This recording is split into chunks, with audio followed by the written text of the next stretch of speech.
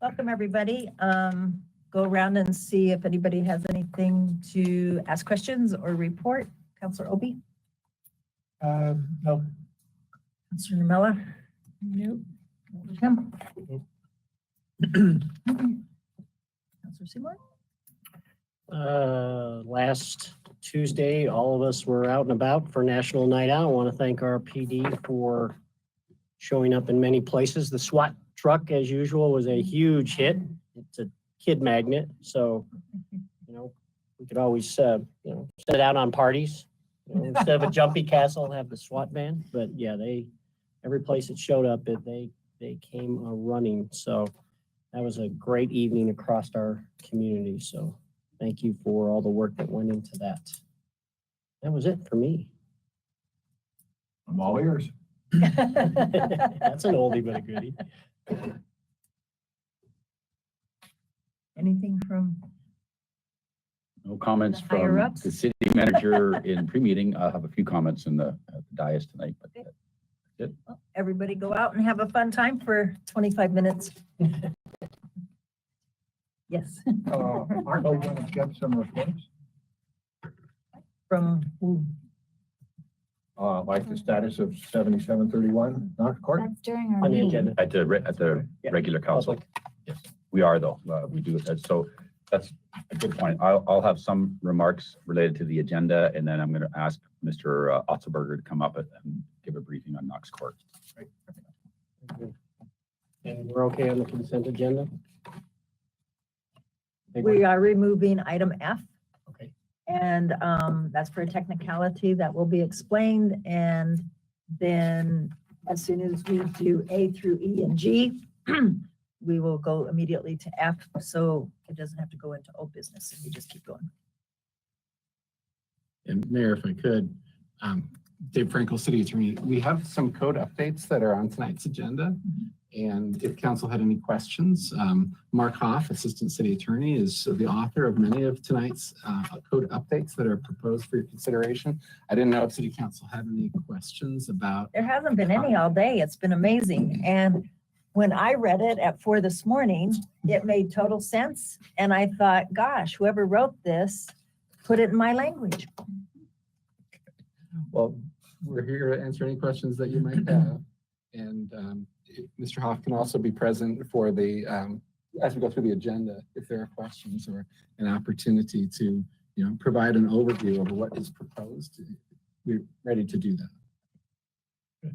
And I'll just mention to council, it's that time of year for evaluations. And I know over the years, there's been a ton of things. So Deputy Dorr and I are going to talk on Wednesday, and then we'll get some stuff out to you to see what you think and see if we can move on.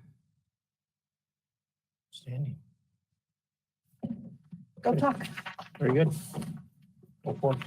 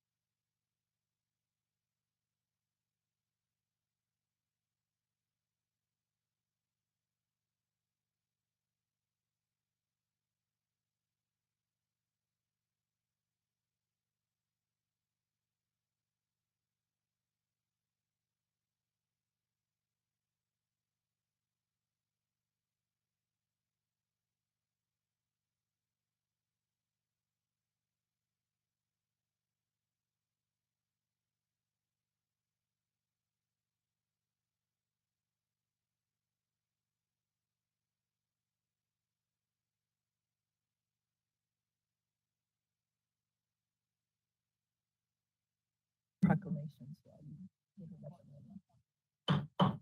Welcome to tonight's meeting of August 8th, 2022. And would you please stand and join me in the Pledge of Allegiance? I pledge allegiance to the flag of the United States and to the republic for which it stands, one nation, under God, indivisible, with liberty and justice for all. Roll call, please. Counselor Baker, Present. Mayor Pro Tem Demott, Present. Counselor Emmons, Present. Counselor Azadi, Here. Mayor McNally, Here. Counselor Nermiller. Here. And Counselor Seymour. Here. Do I have a motion for minutes? Mayor Pro Tem? Thank you, Mayor. I move to approve the minutes of the July 25th, 2022 meeting as presented. Counselor Emmons? Second. It's been moved and seconded to approve the minutes of the July 25th, 2022 meeting. Is there any further discussion? All those in favor say aye. Aye. Opposed? Motion carries. Would all of the C Fire and any of the fire crew coming down meet me up front?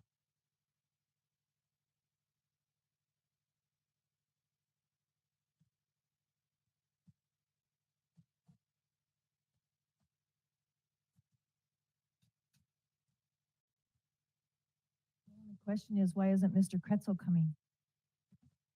He was trying to be a firefighter back there. And I said, there's an imposter.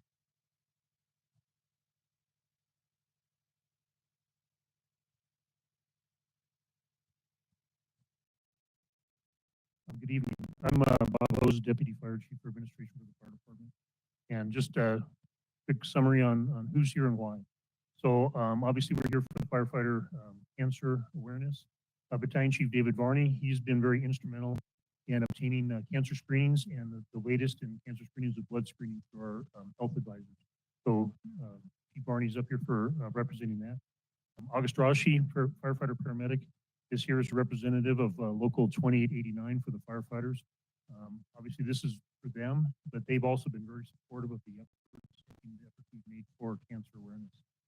Lieutenant Tracy Post, for those of you that do not know her story, she is a cancer survivor.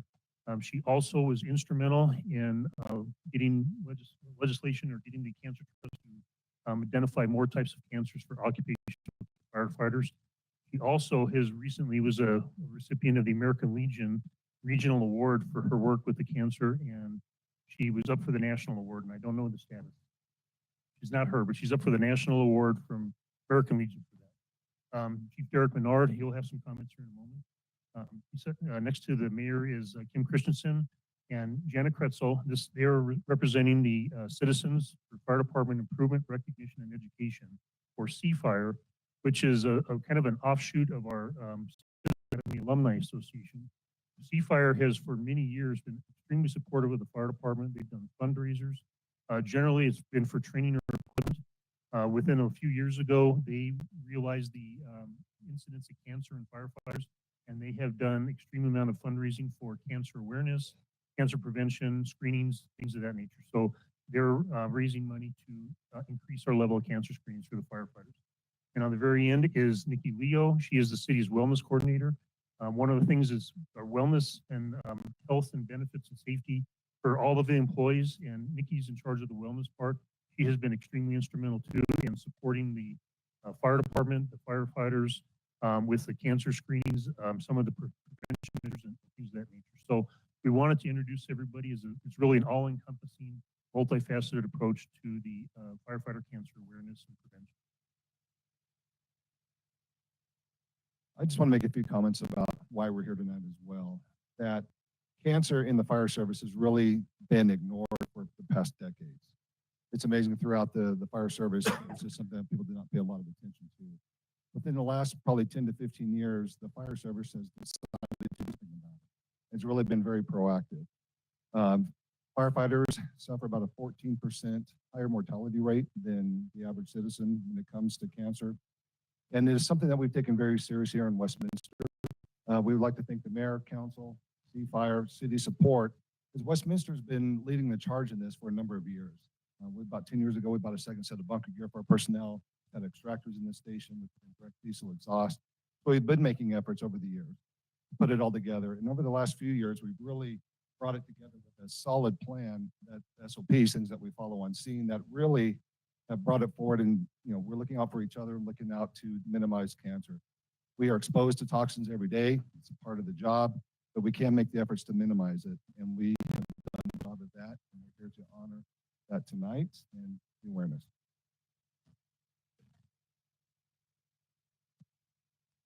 As Chief Hose mentioned, we do fundraising on behalf of the fire department for firefighter cancer awareness and prevention. And this next Friday, August 19th, we're having our fourth event, which is partnering with SNOOZ up on 144th near the St. Anthony's Hospital at 6 p.m. If you're interested, tickets are $25 a piece. We have firefighters, we have puppies, we have silent auction, alcohol, and we and we have, more important than anything, the opportunity to help really protect the people that protect us. So thank you. And I'm just going to plug CFire. I'm an alumni member and several council members are reading through the class. And I think the Police Academy for the citizens starts on a Wednesday, the last of the month, and yours is the last Thursday of the month. So sign up. It's a great thing you get to do. You get to start fires, you get to put out fires, you get to do the tests that these guys have to do and women, and it's not easy. So it's a wonderful class. You'll just understand. When I did my ride along, I had no idea what the ambulance people did all day, but I found out. I brought it in, forgot one stitch. So it's a great thing. So please think of signing up. And August 19th, go get your tickets. What's the website? WestyCFire.com. I've already got my tickets, and so I hope to see you there. And I have to put in a plug for SNOOZ. SNOOZ is donating everything.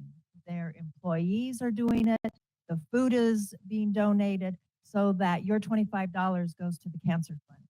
And so if you can't make it to SNOOZ at the Orchard, if you ever stop by to have food, tell them thank you, because they do support you. I have a proclamation.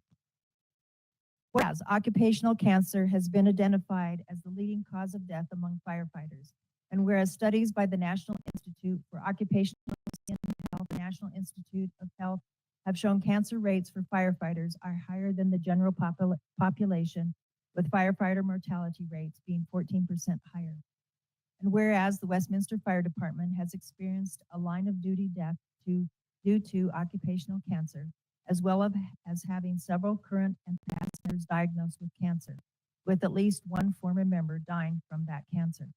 And whereas the City of Westminster has always been a leader in the health, safety, and welfare of its employees, including the participation in the Firefighter Cancer Trust. And whereas the Fire Department has worked diligently to adopt cancer prevention policies, procedures, operating guidelines, and medical screenings. And whereas the City of Westminster has provided the Fire Department with equipment and protective gear to reduce the exposure risk to carcinogens, and whereas the Citizens for Fire Department Improvement, Recognition, and Education, CFIRE, continues to provide exceptional support and funding for cancer prevention and awareness for Westminster firefighters. And now, therefore, I, Nancy McNally, Mayor of the City of Westminster, on behalf of the entire City Council and staff, do hereby proclaim the month of August as Westminster Firefighter Cancer Awareness and Prevention Month in the City of Westminster, and urge continued support and diligence in the prevention, early detection, diagnosis, and treatment of cancer in our firefighters.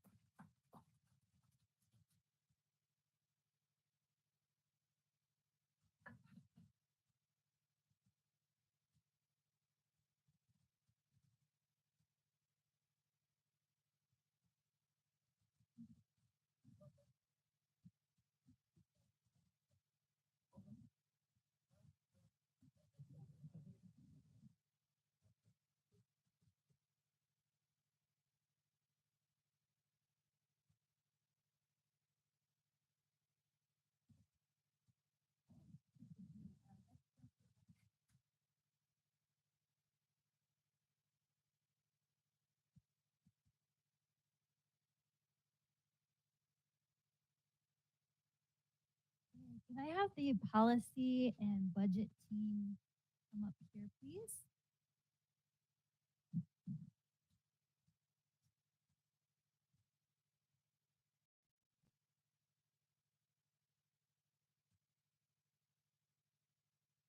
I'm gonna let y'all introduce yourselves.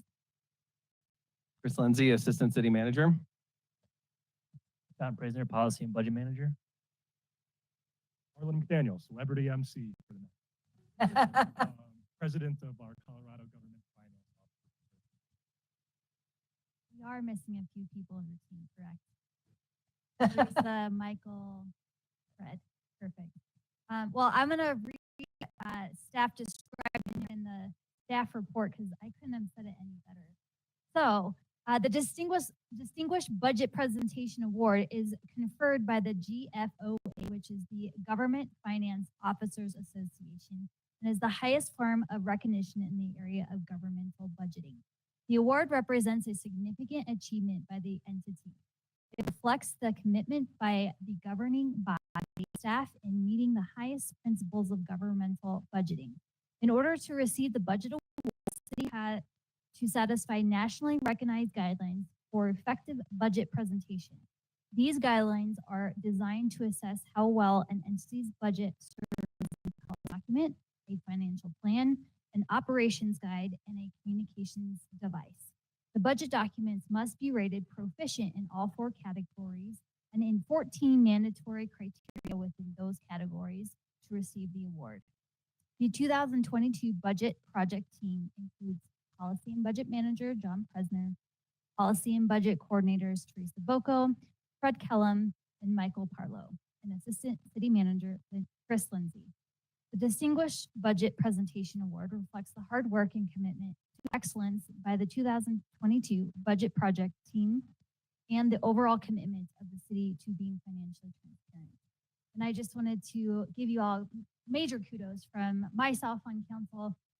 Walking through that this past weekend has been so helpful in piecing together the brighter picture of where we stand in the budget. So being that we had a very comprehensive outlook last year, it was very helpful for all involved. It was easy to read, it was very transparent and straightforward. So I just wanted to thank you all for your hard work in that. So I'm going to hand it over to the MC here. Set myself up for failure here with that. Your Honor, council members, thank you for having me here to celebrate such a tremendous award with Chris Lindsay, John Presner, and the budget team that can't be here tonight. Full disclosure, council, this is my 2nd time wearing a full suit since my so this is a pretty big deal here. Dropping the sarcasm for just a bit here. I am Daniel, like I said, and I represent our Colorado Government Finance Officers Association of about 720 members, all in the state of Colorado. And in fact, you may or may not know, Larry Dorr also helmed the organization back in 2015. While he's in the room, I'll say for the better. And in my day job, I actually work for Jefferson County and had the fortunate opportunity of running our award-winning innovation program here. So that said, allow me to bury the lead for just a few more moments while I give you some additional context about this Distinguished Budget Award that the team, leadership, council, city have all earned through the process. So the Government Finance Officers Association, which is our national association, and the Colorado Government Finance Officers Association represent public finance officials throughout the United States and Canada. Colorado Association doesn't actually represent Canada, we represent Colorado. Our organizations curate content, advisory, and best practices for financial staff deeply involved in planning, financing, and implementing thousands of governmental services, government jobs. Put simply, our organization's missions are to advance excellence in public finance. With that, the Distinguished Budget Presentation Award is a widely recognized symbol testament to the level of public trust that we can instill in this team that codifies this budget.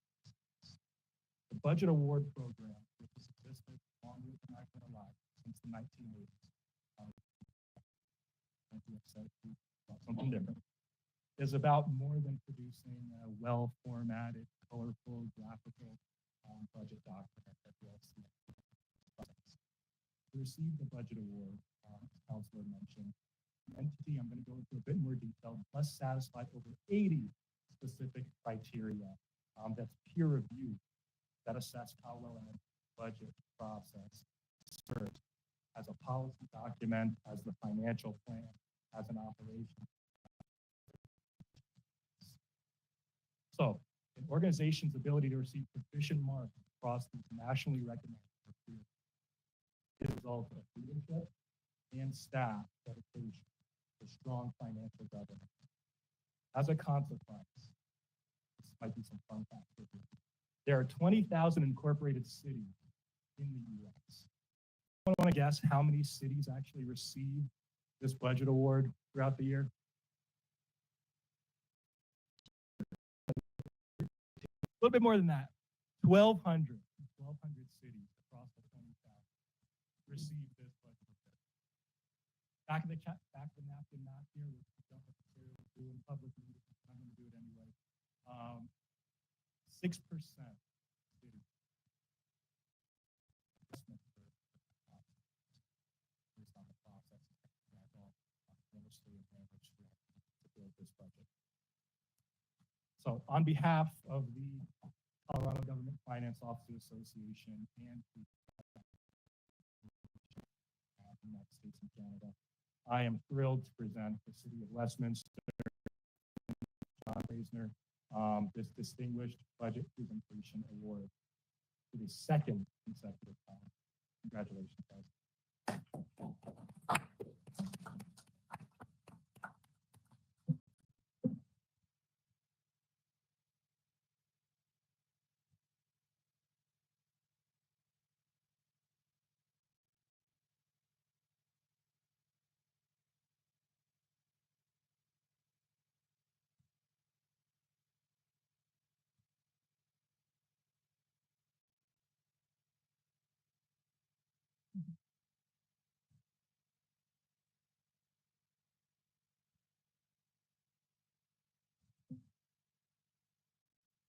Next, Counselor Seymour.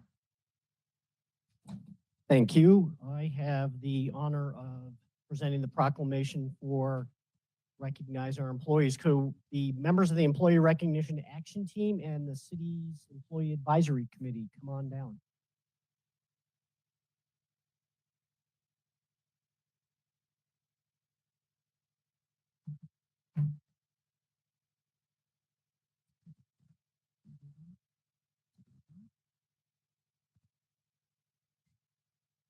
All right, I'm going to let each one of them introduce themselves and tell us why they're up here and what their team does. Thank you. My name is Nikki Leo. I am the Employee Wellness Coordinator, but I also am the lead on this ERAT team. And ERAT is responsible for recognizing the loyalty and the motivating employees and bringing back spirit of our organization amongst all of the employees. And so this is part of our group. We sponsor several different things throughout the year, but tonight we're recognizing Employee Appreciation Week, which will be the first week of September. Hi, I'm Jocelyn Coulter. I am one of the ERAT members, Nikki, and I'm from HR. And I am Molly Taylor, and I'm with Economic Development, also a member of the team. Hi, I'm Tammy Nooning and a member of the Employee Advisory Committee and part of the HR department. Excuse me. Hi, I'm Sherry Guerrero. I'm with the Westminster, I'm with the Fire Department, and I'm a brand new member. And I'm Dee Martin. I'm representing ERAT. And I'm Deb Smith. I'm with the City Attorney's Office, and I love to support our team. I'm Will Leo. I've been with the Parks Department for 28 years. My wife is at the end, and I do whatever she says.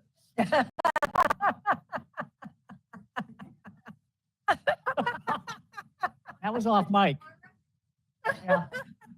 I'll repeat that later. But, it is a great honor that I can bring this proclamation to you on behalf of the mayor, Mayor Pro Tem, and all of council to recognize the outstanding job that our employees do in our city. And also, it seems to be never ending, but now that we're post COVID and the stress that put on our team, and then the fact that now we're dealing with the great resignation and we have people working above and beyond their time and their duty. And so council recognizes that, and we greatly appreciate that. So with that, okay, I'll try not to spill any lemonade this year.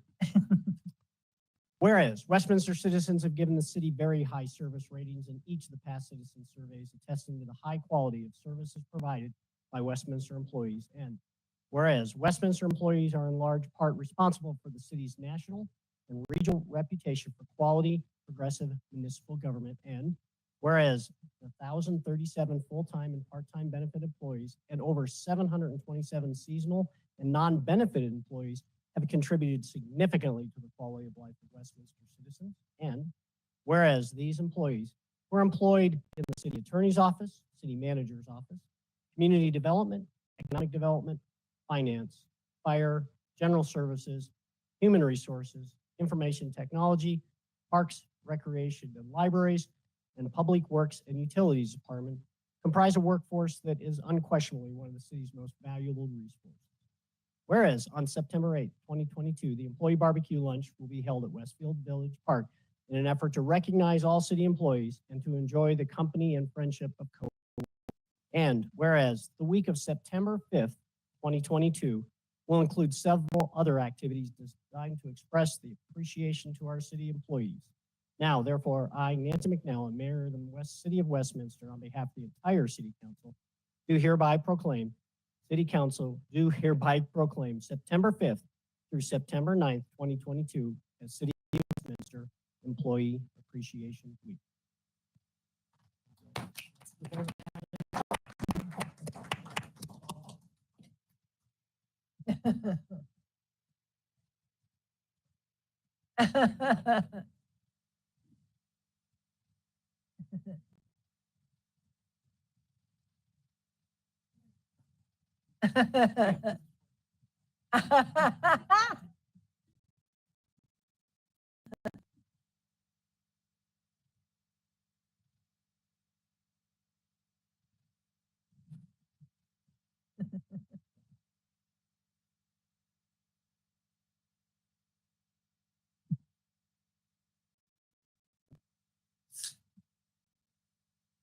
That brings us to public comment. We have had one voicemail and one email, and how many have signed up?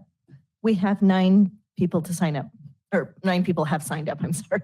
Okay. And our first speaker is Bev Bishop.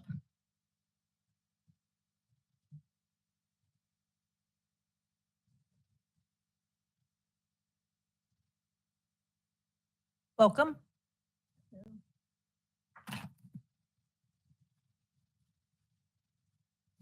Notes in front of me here. My name is Bev Bishop. I live at 4054 West 74th Avenue in South Westminster. And I have a topic I want to just address with you tonight. We've all read articles and we've seen news documentaries about problems with housing and people having to look for new places to live because of the rising cost of rent. I've seen people that come into Growing Home at the food pantry where I volunteer because they need every single dollar that they have to go for their increasing rent. So they turn to food pantries more and more and more to at least save that much money by not having to go to the grocery store. There are 2 small apartment buildings on the block where I live. They're on 74th Avenue. And my neighbors who lived in one of those buildings had to move in early summer after having lived there for about a decade or more because their rent was increasing by $400 a month. And they just couldn't afford it, flat out. I am one of the lucky ones on my block. I've lived there, as I think I've said previously in public comments. I've lived in my same little old house there for 39, almost 40 years. So it's been long enough that I own my own home. And just like many of you folks here and out there tonight, if your house is not yet paid off, at least if you're still paying a mortgage, you know what that mortgage payment is going to be next year. You can plan for it. You can budget and make adjustments if you need to. Now, people who rent are not as lucky. They work really hard at sometimes more than one job for their pay, and yet they don't have the security of knowing how much their rent is even going to be the next time the lease is up for renewal. They can't plan any kind of a household budget without knowing that huge piece of the money. They've got to know what their housing costs are going to be. So I think it's time that we start to look at ways to even the playing field, so to speak. And I would like to see the city of Westminster begin looking at ways to stabilize housing costs here in Westminster, not just for those who are trying to buy houses, but for those, and there are many of them, I know, for those people who are renting here in Westminster. So please consider some ways to look at stabilizing rent. Thank you. Thank you.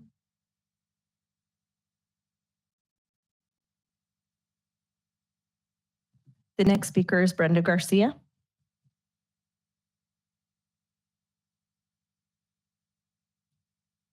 Welcome.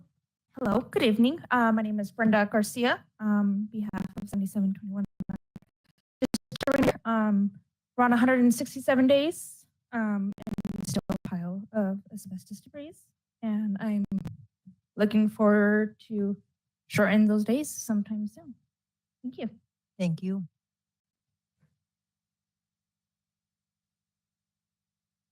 The next speaker is Amanda Lau.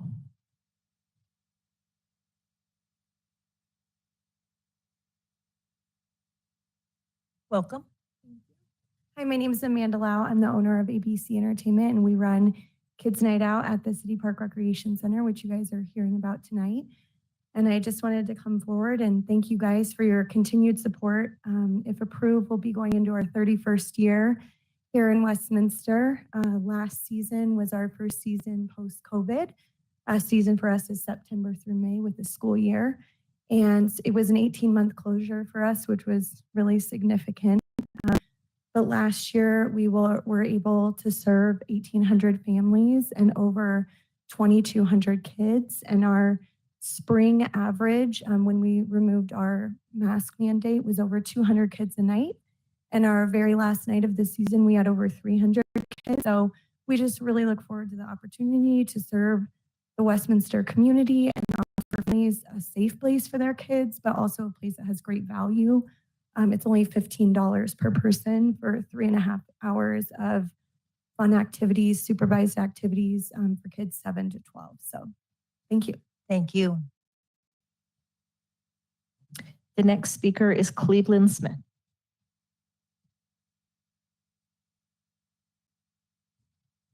Welcome. Thank you, Your Honor. I'll be real brief. I really believe what Bev was speaking about concerning the stabilization of rent. To give you an example, I have a family of 3, a wife, 3 kids, and we've been in Westminster for about 4 years now, and we had a pretty good rent with our landlord. By the way, we live on the Grove Way Apartments off 71st and Federal. So to make the long story short, 3 years out, we're into COVID.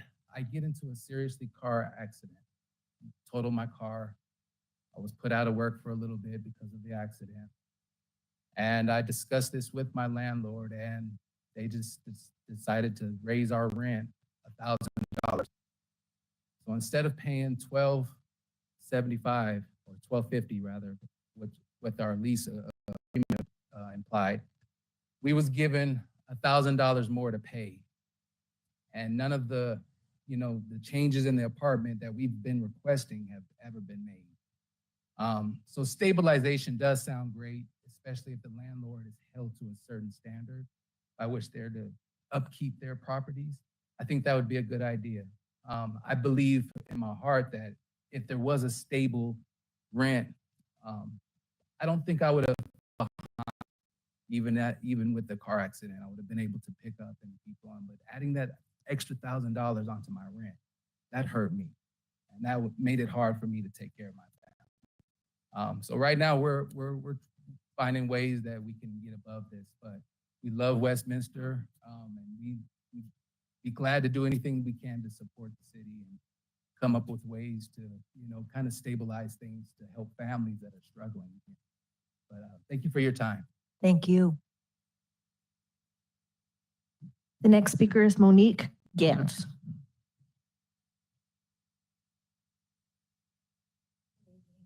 Welcome. I'm Monique Gant. I've lived in Westminster for 4 years. I live with my husband and our 3 sons. I feel that stabilization for rent would help for those of us who don't receive any other income other than our income from our earnings that we receive from work. Like my family, we don't receive food stamps or anything. So with our landlord raising our rent any given time that they feel like it, it's kind of hard for us to stay on budget of how much we're going to have for groceries, how much we're going to do for laundry, what are we going to do, for school supplies and stuff like that. Also, with the realization of rent, it keeps the landlords from being able to charge whatever the amount that they want. Also, with our landlords charging $50 past the third, and then $10 each day after that. So our late fees are never going down.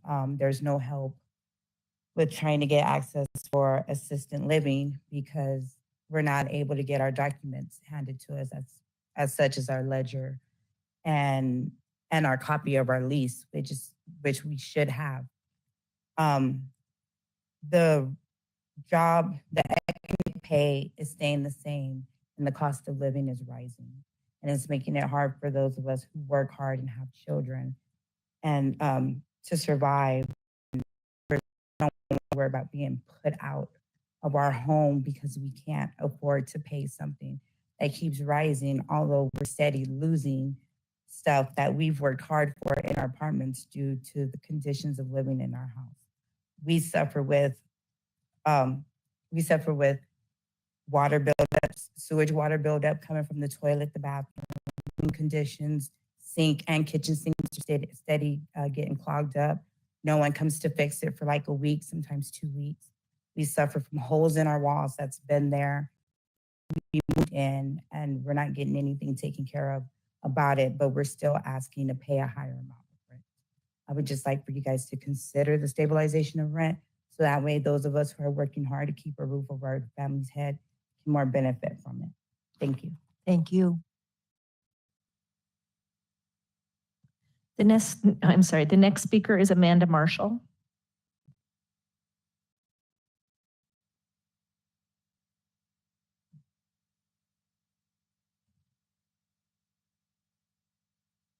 Welcome. I have a list and I get tongue-tied, so bear with me. I walk a lot because I have 3 dogs. All of them have different needs, so I get to walk the neighborhood quite a bit, and I get to take different trails. My baby girl won't let me go the same route every time. One issue I wanted to address was there are a lot of, I guess they would be city issues where the bushes and the trees are making us walk on the streets instead of the sidewalk and push. And I'm only bringing it up because we almost got hit twice on 2 different occasions by a car. Granted, they were both at night, but again, 3 dogs, different needs. So that's that. And then I also submitted a request on July 27th because you guys do everything remote or electronically now. I called it in initially. I didn't know I needed pictures, but it was about homelessness on the right by the kids' tennis court. It started with 1 when I first was able to call in, and now it's up to 5. And we used to take that route every single day just because I'd take it at night. And in the morning, that's fine, but at night, not so much. And it was one tent, now it's at least, I think, 4 to 5. I've heard people talking, so I know that they're there. And now there's a sofa in the creek along with a crap ton of trash. That would like to be addressed somehow, some way. And then on another route that we take, I found a bike collection. I've also submitted that in that request. The request number is 13045, made on July 27th. A lot of bikes. I don't know if people are missing their bikes. I don't know if and then I brought this up last time I was over, and last time I was over, you guys did address the other issues. Thank you for that. But the other issue was at the open space park. I think it's on it's the dog off leash park and whatnot. I have a picture. You guys posted a little cute sign saying we're going to take the trash away because it's being overused. And then I got a text from later days saying that you guys did install other trash cans. I looked and I don't see those other trash cans. So no more trash bins that were being overfilled, so they were being utilized, but you take them away, and so there's still trash on the routes in the open space park, which kind of defeats the purpose. Oh, that domino effect thing. So if the issue is city workers need to the trash more, outside of that, I think. Oh, on the trail, on the open space trail, I don't know why you guys did it. I've been going to that open space for 15 years. You guys have blocked, not you guys, sorry. City of Westminster has blocked certain trails, apparently, for the status and the eco and the benefit of the trails. Problem with that, you guys have now bottlenecked us. Aggressive dogs take the outskirts. You know, people who can walk longer take the outskirts. Older people take the shortcuts. Friendly dogs take the shortcuts. You've now bottlenecked. My baby girl almost got bit. So that just needs to be addressed. Older people can't walk the long way. You guys have cut off the one thing, and older dogs can't walk. I work in animal rehab. Older dogs cannot walk those long trails. So, sorry. Thank you. The next speaker is Alan Farb.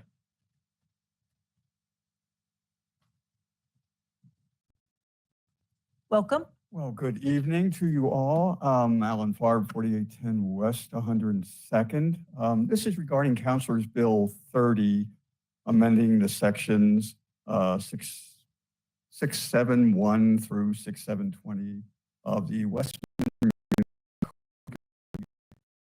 Management. I just want you to, before passing this bill on second reading, consider perhaps additions or consideration further amending to the entire code, the municipal code. If what I'm addressing is already covered, because I didn't read all 25 pages of the code before I came, regarding dog licensing, Section A, it says countywide administrator will administer the City of Westminster's dog license program. I don't know what a countywide licensing administrator is. Did not see that as part of the definitions that is there, but I did notice that it does say walk-in. According to the city's animal management website, walk-ins are allowed at the Westminster, just over here on Yates. I'd like to see that clarified, perhaps, and I hope the city also has made provisions for the following. There's a $20 fee, and current rabies vaccination is needed. Those people who are economically disadvantaged and have a dog or two or a cat, I'm looking for the city to perhaps that fee for those who might have trouble coming up with the fee. And can the city also, instead of assigning a civil infraction, and I'm not sure exactly what that means, I did not see what a civil infraction is in the definitions, can they offer a voucher to residents who cannot afford the rabies shot so they can take their pets to a designated vet for that shot? And also, I think those shots are about $25 retail. As well, will the city provide a similar voucher for such economically disadvantaged residents to have their cat or dog neutered? What I understand is a first infraction would be $225 if the resident cannot already afford a rabies shot or afford to get them neutered. I wonder, does this mean that the animal would be taken away? So I would just like to see that, because pets are so important to the comfort and safety to so many people, then instead of helping economically disadvantaged people in our city. It'll just make all of us residents a lot safer. Thank you. Thank you. The next speaker is John Palmer.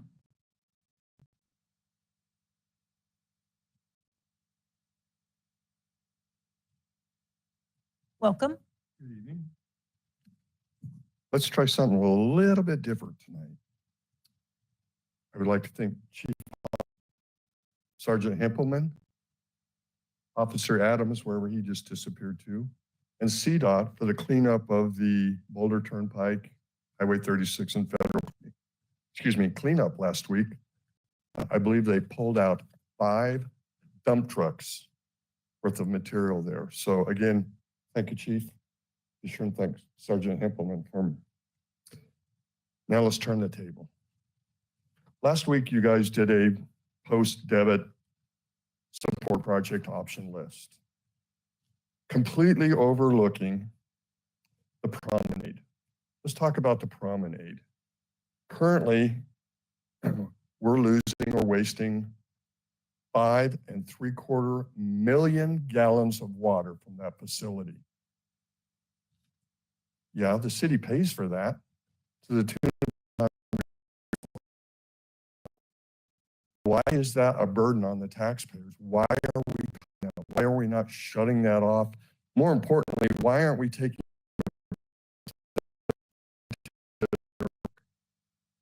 We need to rethink that. Again, that's taxpayer dollars that the city is wasting. And I say $100,000, that's, I believe, for 1 year. Let's calculate that out over multiple years. I see on here that we've got added that. Why are we not moving forward to correct that problem? I think it's more important than, again, down Cedar Park that won't be utilized. Let's wait till we get more residents down there, more businesses down there where it will be viable. One other thing I'd like to bring up that I've noticed over multiple meetings, multiple study sessions, is there's a few cell phones. I know back when the mayor took her oath, she said that the cell phone thing would be stopped. But I continually see a couple of you counselors, and if you want me to name names, I'll do that. But I think that nonsense needs to stop. You were elected to do a job, to pay attention, not to be on your cell phone. For a job. That's why we elected you. Do your job. Let's not be, texting or checking the stock market or, checking with whoever you are, Donald Trump or Joe Biden. Pay attention. Is that too much to ask? Thank you. Thank you. And our final speaker is Tim Pegg. Hi, Council. I wanted to address the survey data in the July 18th study session. I noticed that 74% of people say that the high cost of housing is a problem in Westminster, and 62% of people say that homelessness is a problem in Westminster. These can be fixed by making it easier to build more housing. Some on this council have sought to increase the amount of discretionary approval and make it hard for projects to get ministerial approval. This is counterproductive. 66% of survey respondents don't like growth, but why? And what right do they have to restrict property owners' rights? We can address the why through other means, like policy that directly address external costs, like, dust or pollution or noise. But ultimately, when it comes down to it, some of you have expressed strong support for property owners' rights, and I am asking you to put action behind your words. This will be helpful to some of the speakers we heard tonight by helping to lower rents over time. Thanks for your time. Thank you. We have no more live speakers, but we do have one voicemail.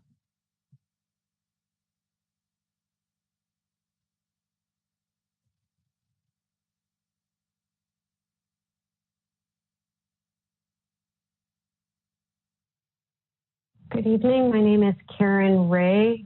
I'm a resident of Westminster.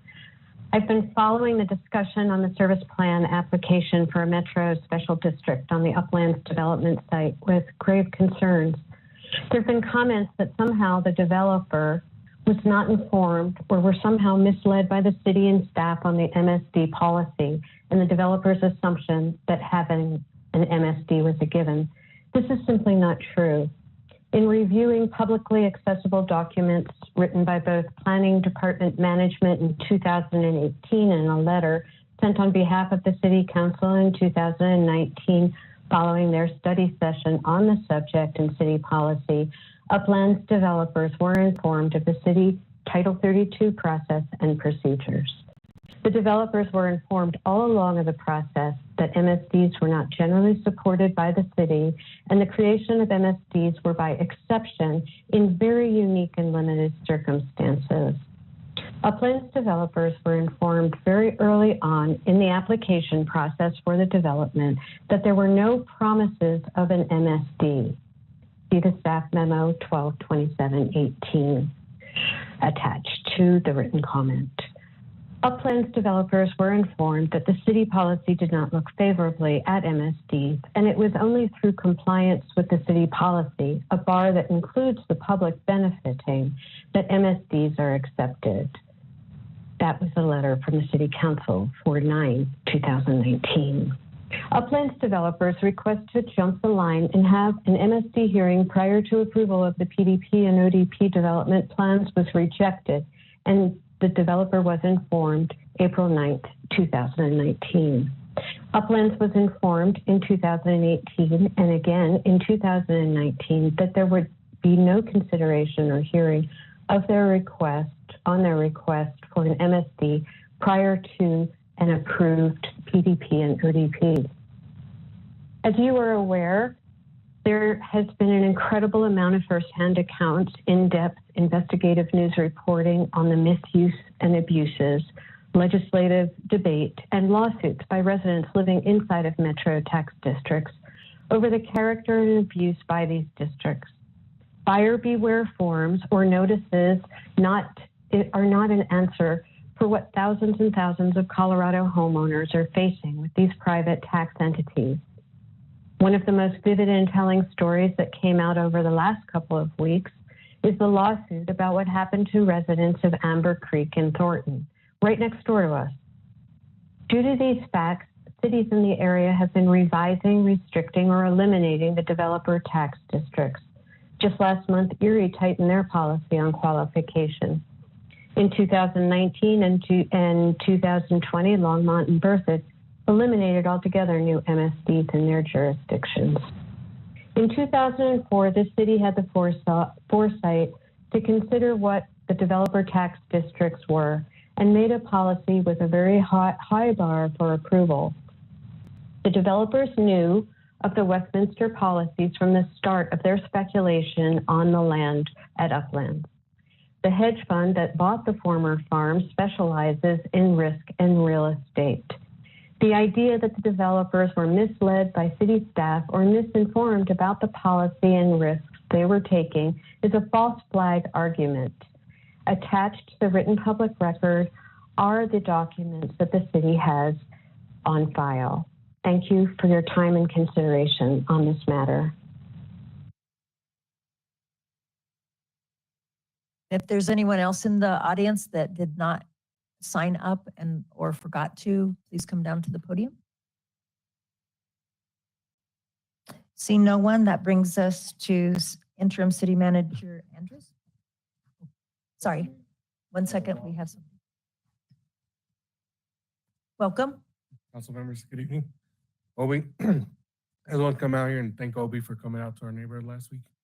Knox Court, the whole explosion thing. He actually took the time, like 3 hours, I want to say, to meet with all the neighbors and everything. And those seats are coming up soon. Foreigners will support us, and just want to invite everybody else to come out. I know Bruce as well, but come out, check it out before it gets cleaned up. That way, if something like this happens in the future, then we have a better reaction from the very get versus 100 keeps bringing up. So Obi, again, thank you for coming out to our neighborhood and meeting with the neighbors and everybody.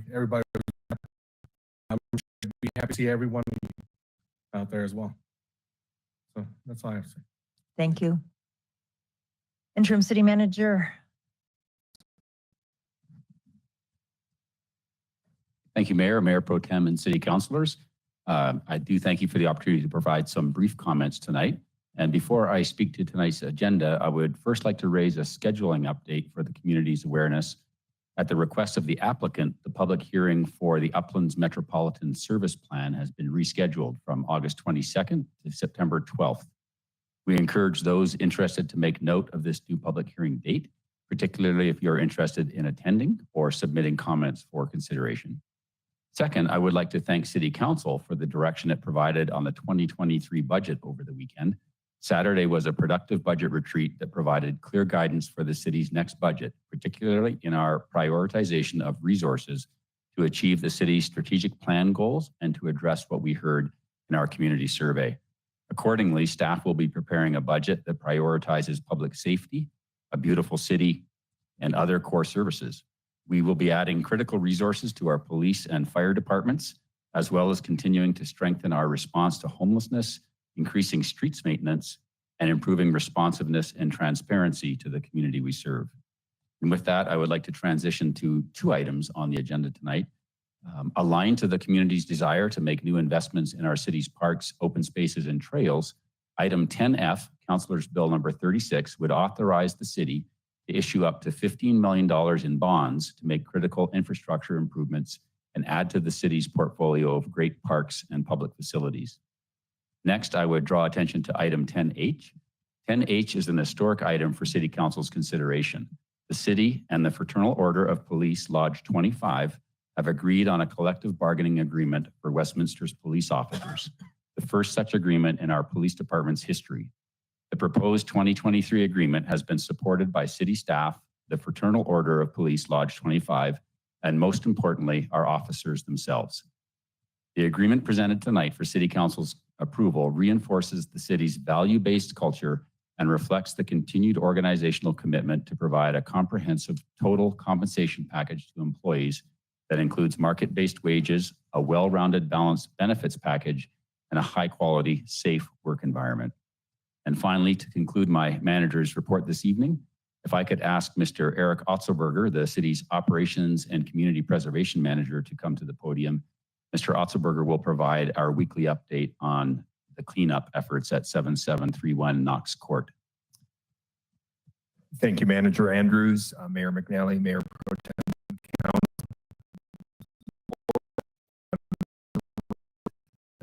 made significant progress over the course of the last week. With your bold action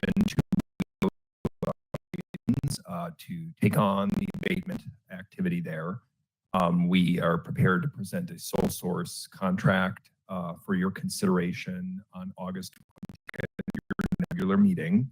As of right now, we're working on permitting with CDPHE, so the contractor that we decided to engage with. We're going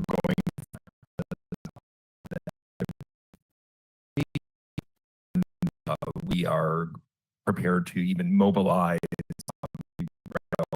We've had, this has been a rather complex set of circumstances with players, and I think as we talked about last week, it was last week ago, we were informed by other financial and legal interests of their intention to simply walk away from the property, releasing their deeds of trust come August 15th. So, and that includes HUD, with their backing of the reverse mortgage. So just as far as players involved, the city is truly serving as that last safety valve, backstop. And with your actions and your direction last week to proceed swiftly with a contractual approach, we cut through the difficulties last week, and I think we're in a good trajectory here to make something happen. I want to acknowledge his team. A lot of things happen very quickly compared to the city's process and action. Councilor Numella? I was just curious if you can clarify when we would be able to mobilize out there. We need the Colorado Department of Public Health to issue the permit. I just, without getting into too many technical details, questions you may have. We were previously looking at a contractor that was in the air variance. Upon more investigation last week, there were some uncertainties presented with that variance. One of them being to a 60-day review period that CDPHE has for a variance. So the normal asbestos process of the standard application can be turned around in as quickly as 2 to 3 days. So here last week, considerations related to a full containment approach. We've solved those through essentially a 4-phased. So I think the approach that we're landing on here will be more efficient, less expensive, and safer for the neighborhood. So the mobilization, I guess, Councilor Mello, once you choose a permit, we can start mobilization. Of course, we want to be very sensitive. This is a quite unusual situation. As staff, we don't want to presuppose your action. However, your direct and consensus last week at study session, I think, is allowing us as staff to proceed with our contractor with confidence in basically being prepared to go as soon as that action takes place, August 22nd. So the contractor potentially could, so after approval, if we should do that on the 22nd, then the contractor would be available, given if they have you said the permits are in process now, so. Yes, I'm in work with the contractor. As soon as CDPHE issues that permit, we'll work to mobilize to be ready. Thank you. Councilor or Mayor Pro Tem? I think I know the answer to this, but I just want to make sure that I'm clear. So then the application for the permit's already in. You're just waiting to hear back. Yes, I signed a variety of forms as the legal agent last week, project manager for this, and we basically placed the wheels in motion on the actual permit last week. Great, thank you. And he said that CDPHE is accelerating this approval process, or?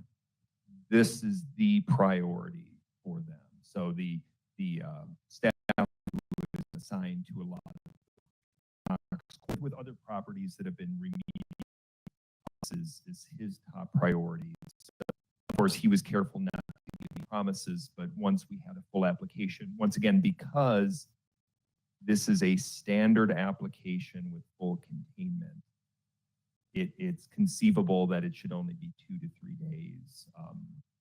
We had to do a few forms on Friday, so I cannot promise anything because it's really the state's call, but hoping to have a permit in hand this week.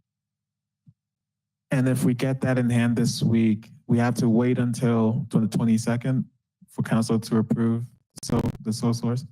I'm taking your direction from the last study session to mobilize, not actually perform the work, because city council, because of the magnitude of the cost, and even procurement as required under sole source, and even this emergency type of situation, we don't want to actually start until after you take your action.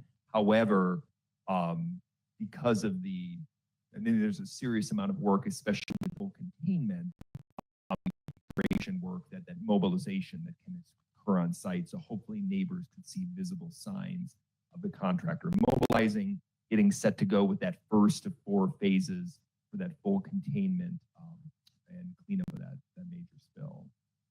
And those first few phases, that takes basically a week and a half, 2 weeks.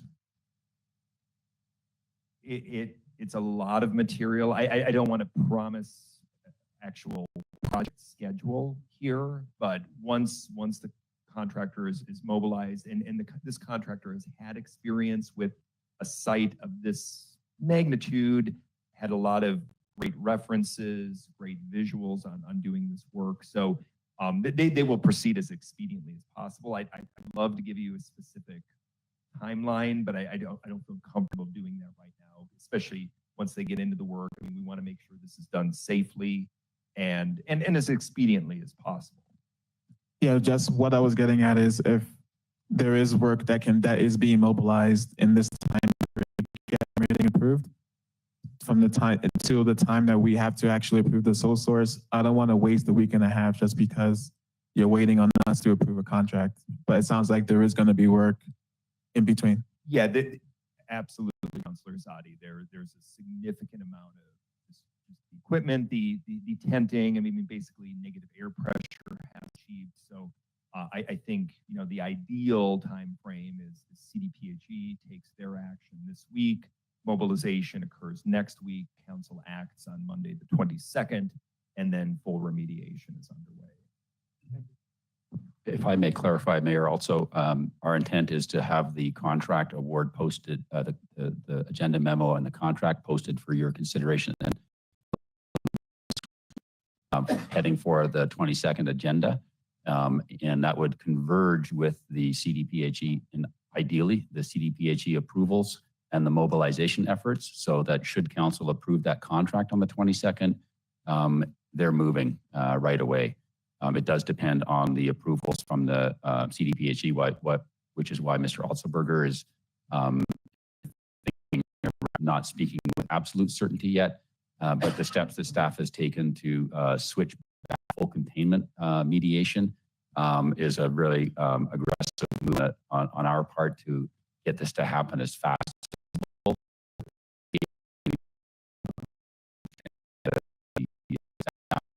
That's their priority review. So hopefully that helps in terms of converging happening even prior to that.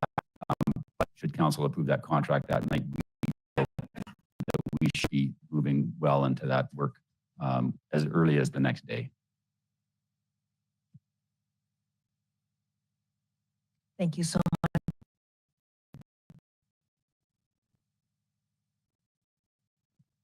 Did you have anything else? That brings us to comment one. And thank you to all the residents who came out today. But first, congratulations to staff for that big award. Only 6% of cities in the country get, so that's a great accomplishment. Thanks to Knox Court residents. As you can see, we are doing the most that we can, and we will continue until that's done. So you just heard from the staff, and we will keep on that. So thanks for coming out.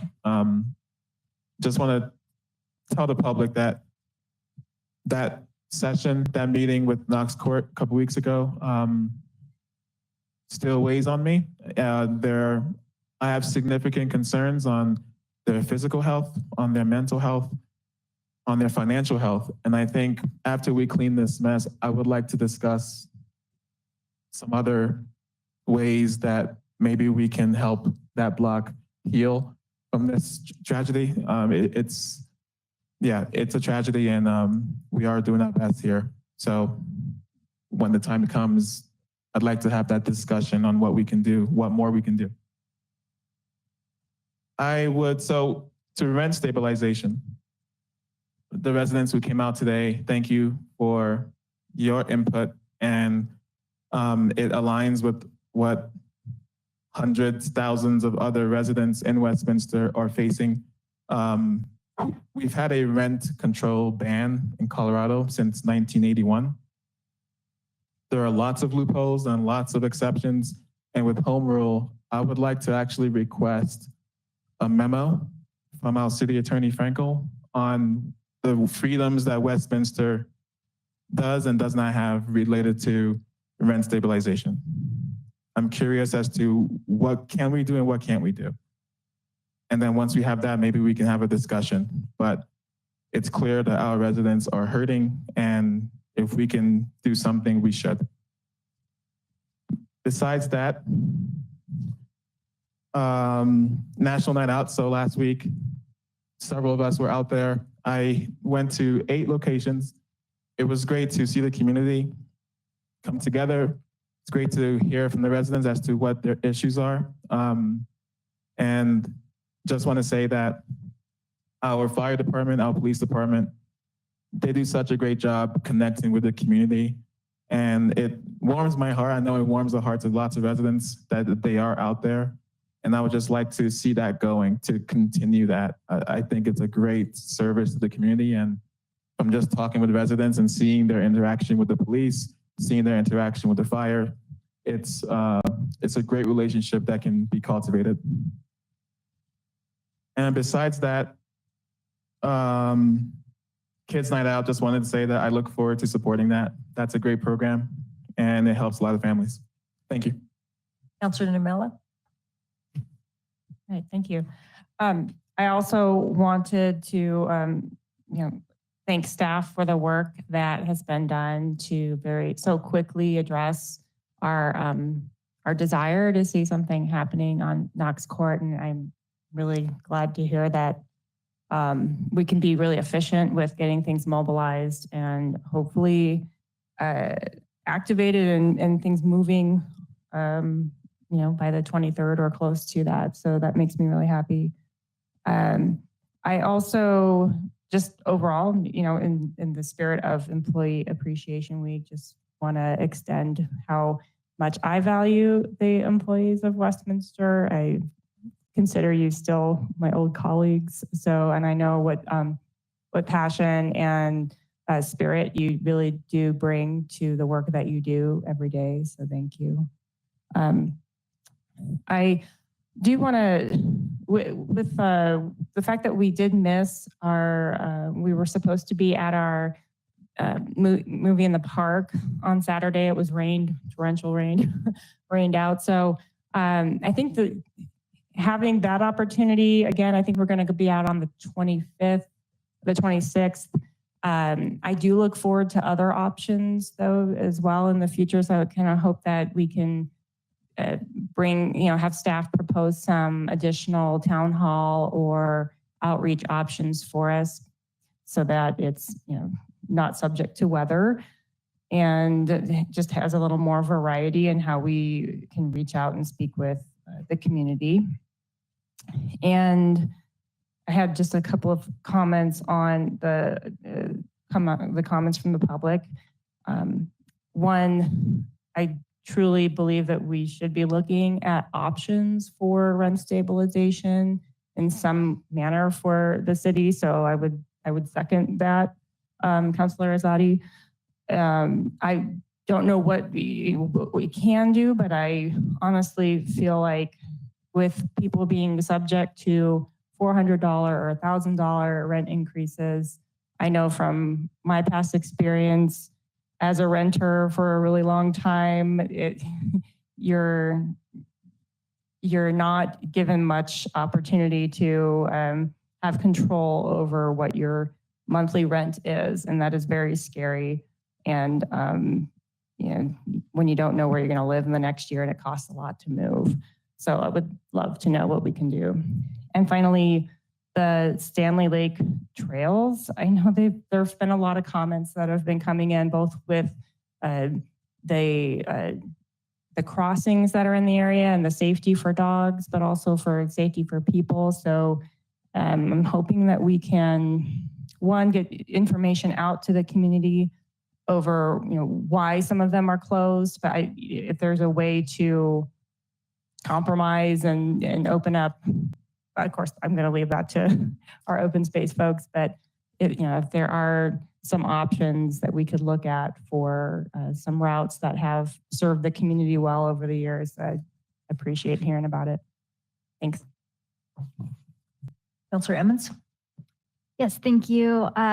This past Saturday, we had our budget workshop and just wanted to thank staff for putting that together outside of Monday night because it's very helpful to not spend midnight here on a Monday, but had a decent amount of time to work together on Saturday to dig a little deeper into our budget. So thank you for that. And then I also wanted to give our staff appreciation my thanks. I didn't have much time this weekend to read my packet, so I had to read it in pockets. And so I went to the movie night early so I could read my packet and then head into our council outreach event. And then it was a torrential downpour, and I witnessed firsthand our staff running, trying to hurdle everything into this one little canopy tent just to keep things dry because they didn't quite know yet if they would be holding an event. And so I just wanted to thank them for trying their best to hold it, but then eventually called it. It was probably a good call because the fields were saturated. So thank you for that. And then let's see. Oh, and to our staff working on Knox Court, there are a lot of departments and a lot of moving pieces to this. So I just wanted to thank you for continuing to pivot where needed to make sure that we are addressing the needs of our community. Councilor Seymour? Thank you, Madam Mayor. I wanted to also recognize the presentation and proclamation for cancer firefighter. It was mentioned in the proclamation that Westminster had a line of fire death, but I thought this was a good time for remembrance. Gentleman I got to know pretty well. Honor to Captain Dave Sagal.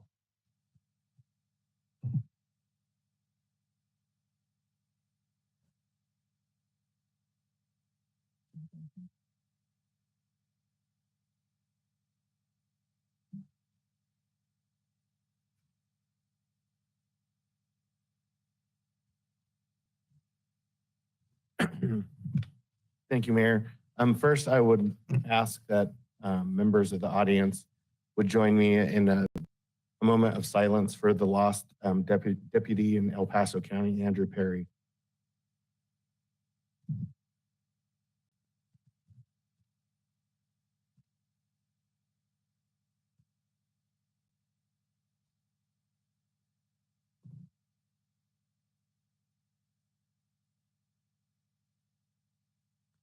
I appreciate that. I would ask that you all keep his family in that department in your prayers. I know anytime a member of law enforcement or our fire service loses their life protecting the community, that's hard for the community.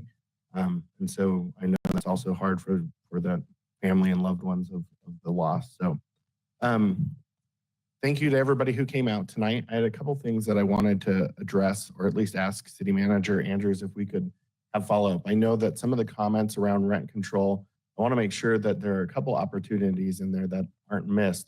I know that the city has partnered for some years now with some legal services for folks who are renters, and some of the comments from the public keyed in on things that I know those legal services help with, such as making sure that people can see their leases as they're supposed to, and making sure that there's not predatory behavior from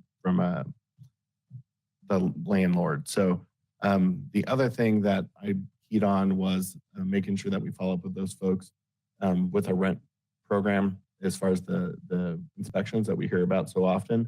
That's one of the high points of that program, to make sure that landlords are keeping condition of rental property in our city in livable conditions. So City Manager Andrews, if you would try to follow up with those folks and make sure they know about those programs. The other thing I want to piggyback on what Councilor Namella brought up on the parks and trails. I happen to have had a conversation with Tomas about why they're doing what they're doing. I think it'd probably be beneficial for us to have maybe a presentation around what's going on and the reasons why they're closing some of those trails, because I have got a fair amount of phone calls and emails about that, being that I live over in that community. I want to take a moment to thank the budget team as well as the rest of the team.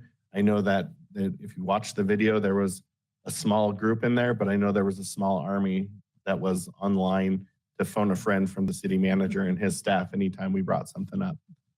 That's a long weekend, and it's a fruitful one. I think we had great discussion. I think that we are on a good path, and so I just wanted to both thank my colleagues as well as the staff for their work on that. And then finally, for all the folks who did National Night Out, always one of my favorite things. This year, I got to see the chicken dance by a German folk band. It was different, the first time I've seen that. There was a lot of alcohol, I think, at that event, but they were very excited when the firefighters showed up. I saw those same firefighters at the next event. I told them I didn't think they were going to let you guys leave. So glad to see they escaped.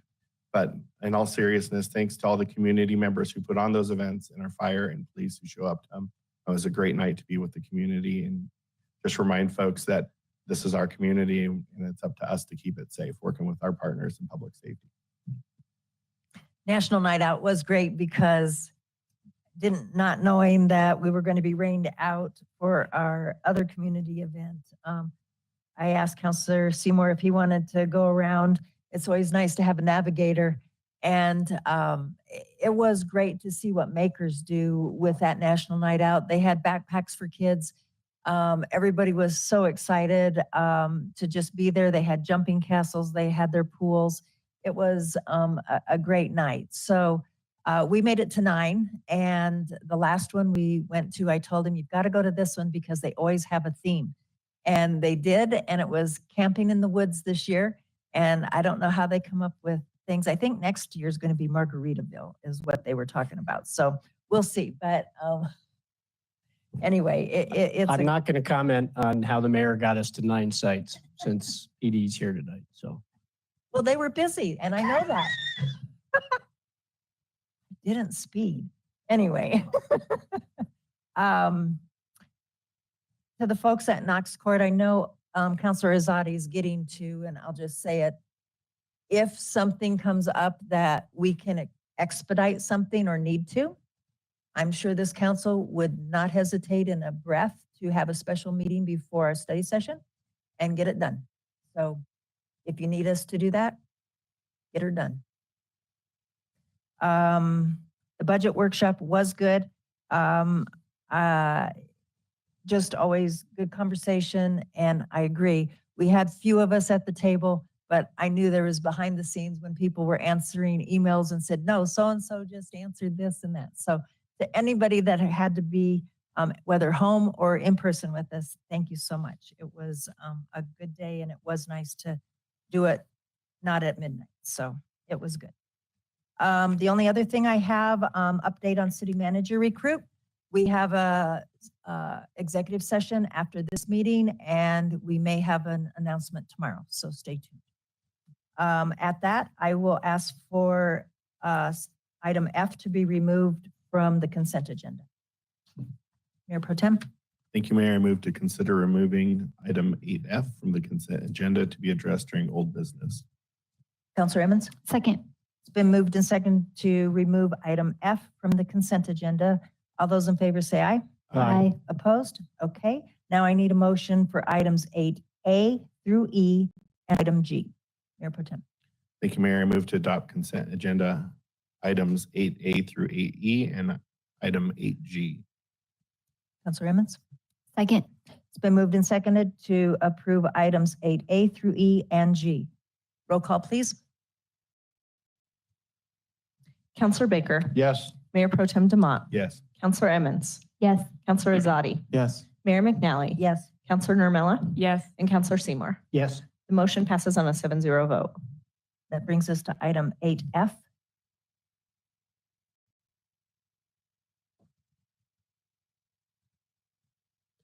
Just move to approve. I move to approve item 8F. Councilor Emmons. Second. It's been moved and seconded to pass item 8F. Attorney Attorney Frankel. Thank you, Mayor. City Attorney Dave Frankel. The staff recommendation to remove 8F was because there was a typographical error contained within that section. And if possible, we would ask that the motion to approve this ordinance on second reading call out that change. And there is some language in the proposed motions for council tonight. And it is at near the conclusion of the third page under the old business and passage of ordinances on second reading for your consideration. If there'd be a willingness to amend the motion to reflect this text, that would accomplish the correction that staff would see. To the maker and the second, is there agreement to add this change? Yes. Yes. Want me to go ahead and read that in the record, I'm assuming? Would you read it in the record just to make it clean? Thank you. Yes. Move to pass Councilor Bill number 30 on second reading, amending sections 6-7-1 through 6-7-20 of the Westminster Municipal Code, commonly referred to as Animal Code, with corrections to references in Westminster Municipal Code 6-7-9A2 and 6-7-9E to read, failure to produce the subject animal as directed shall constitute a violation of subsection F below. Second. It's been moved and seconded to approve item 8F as amended. Is there any other discussion? Roll call, please. Mayor Pro Tem Demott. Yes. Councilor Emmons. Yes. Councilor Azadi. Yes. Mayor McNally. Yes. Councilor Nermella. Yes. Councilor Seymour. Yes. And Councilor Baker. Yes. The motion passes on a 7-0 vote. That brings us to Councilor's Bill 31. Mayor Pro Tem. Thank you, Mayor. I move to pass Councilor Bill number 31 on first reading, authorizing the city manager to sign a 3-year lease agreement with ABC Entertainment LLC for continuation of the Kids Night Out program. Councilor Seymour. Second. It's been moved and seconded to pass Councilor's Bill number 31. Is there any further discussion? Mayor Pro Tem. I want to take just one quick second to have a quick comment on this. A couple of years ago, this program was being looked at to not stay, and the folks from the program reached out to me and my colleagues after we had some discussion with staff, agreed that we should keep this. I have to say now my kids, the youngest is 13, so I don't get to enjoy it anymore. But I have to say this is a great program for, like they said, affordable, to keep your kids safe and have somewhere for them to go on Friday nights. So I know that this program's been around since I was young, and it's a great program, and I appreciate what you do for the community, and I'm glad to see this continue. Roll call, please. Councilor Emmons. Yes. Councilor Azadi. Yes. Mayor McNally. Yes. Councilor Nermella. Yes. Councilor Seymour. Yes. Councilor Baker. Yes. And Mayor Pro Tem Demott. Yes. The motion passes on a 7-0 vote. That brings us to Councilor's Bill number 32. Councilor Seymour. Thank you, Madam Mayor. I move to pass Councilor's Bill number 32, amending section 1-8-1 of the Westminster Municipal Code addressing default judgment. Councilor Emmons. Second. It's been moved and seconded to pass Councilor's Bill number 32. Is there any further discussion? Roll call, please. Councilor Azadi. Mayor, I had a question, and I think City Attorney Franco might have he had a question too. Can I ask him a question first? I'm just curious on so I read the background information and I understand the efficiency piece. Can you explain the benefit of doing this for our residents in a little more detail?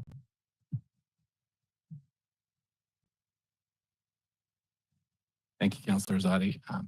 Happy to add some explanation, and the author of the proposed amendment is present this evening. If I could ask Mr. Mark Hoff, Assistant City Attorney, to come to the podium.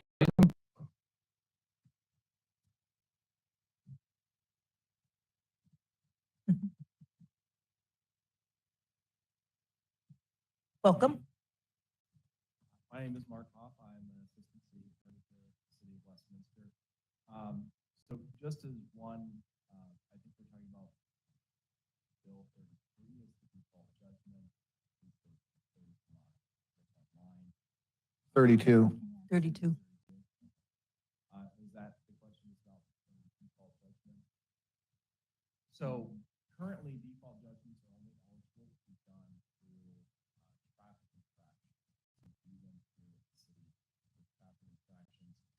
essentially, what the purpose of the default judgment is that in a civil infraction, so civil type case, where there is no potential penalty of jail time, the courts can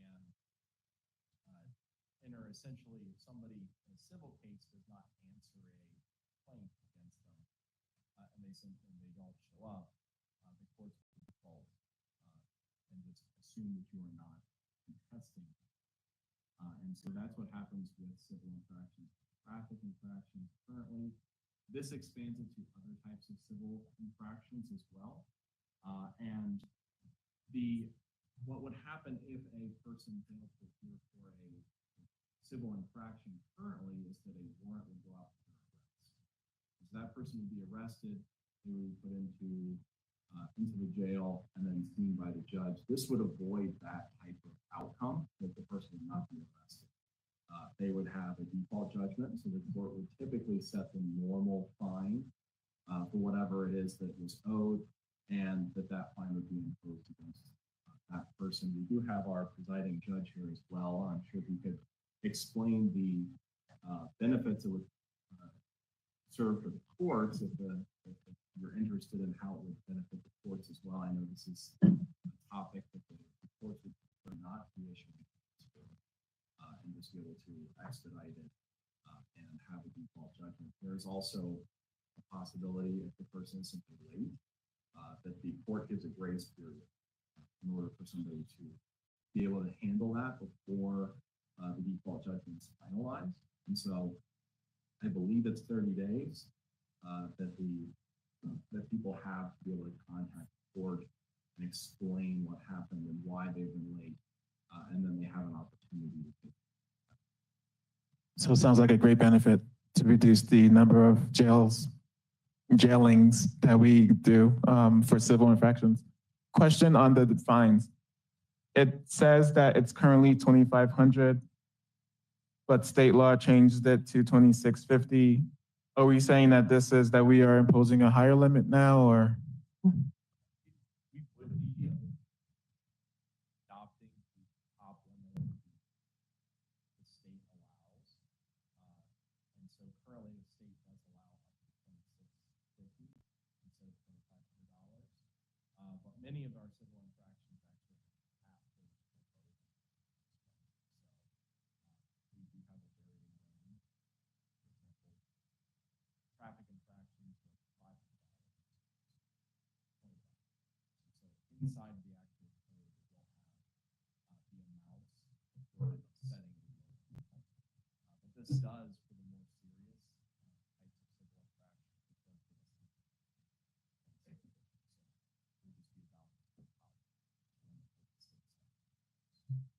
Okay, thank you.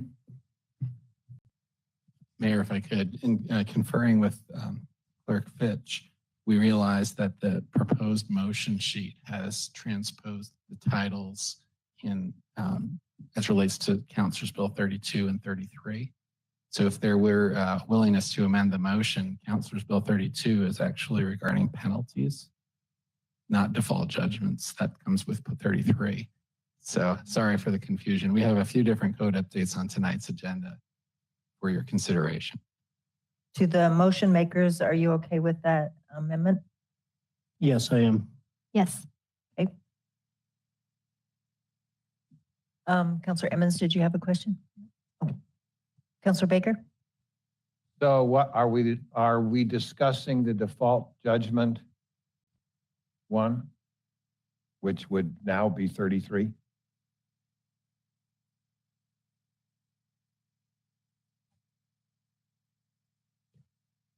Apologies, Councilor Baker. Yeah, so the motion, I believe, was on Councilor's Bill 32, which should be the penalty. So the first motion that is called for a vote will be on penalties. But obviously, if council wants to discuss any of the code updates, we're open for discussion. Okay, I would like a clarification.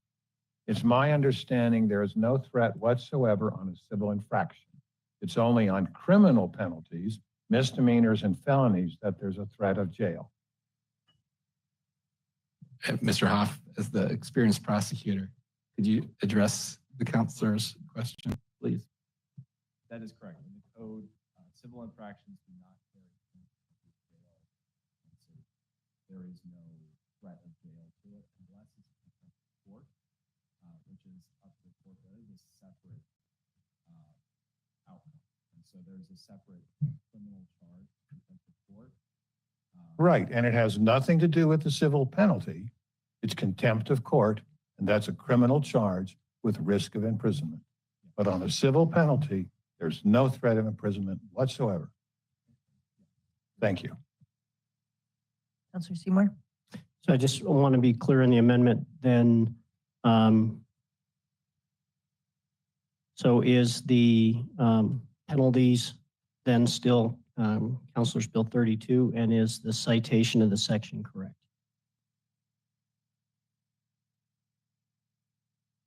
It is, yes. Penalties is in section 181 of the municipal code, and that is Councilor's Bill 32. Okay, so then I can just move to amend and pass Councilor's Bill 32, amending section 1-8-1 of the Westminster Municipal Code addressing penalties. Correct. Okay, so done. And you seconded that, Counselor Emmons? Second. Okay. Any other questions? Roll call, please. Counselor Azadi. Yes. Mayor McNally. Yes. Counselor Nermella. Yes. Counselor Seymour. Yes. Counselor Baker. Yes. Mayor Pro Tem Demott. Yes. And Counselor Emmons. Yes. The motion passes on a 0 vote. That brings us to Counselor's Bill number 33. Counselor Seymour? Thank you, Madam Mayor. Move to pass Councilor's Bill number 33, amending section 1-22-24 of the Westminster Municipal Code, addressing default judgment.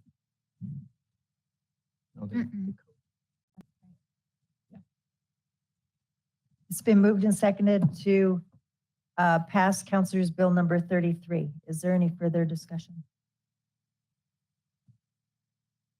Roll call, please. Mayor McNally. Yes. Counselor Nermella. Yes. Counselor Seymour. Yes. Counselor Baker. Mayor Pro Tem Demott. Counselor Emmons. Yes. And Counselor Azadi. Yes. The motion passes on a 7-0 vote. That brings us to Counselor's Bill number 34. Counselor Emmons? I move to pass Councilor's Bill number 34, amending sections 6-3-1 and 6-3-4 of the Westminster Municipal Code addressing theft and criminal mischief. Counselor Seymour? Second. It's been moved and seconded to pass Counselor's Bill number 34. Is there any further discussion? Attorney Frankel? Mayor, if I could, I think this one is a significant change, and it's been a change that's been proposed with the input of the police department and the courts, and it is a substantial update to our code. Mr. Hoff, could you speak to the nature of the change that's proposed regarding theft and criminal mischief?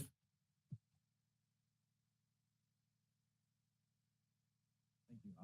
It is a significant change, though it's not a complicated change.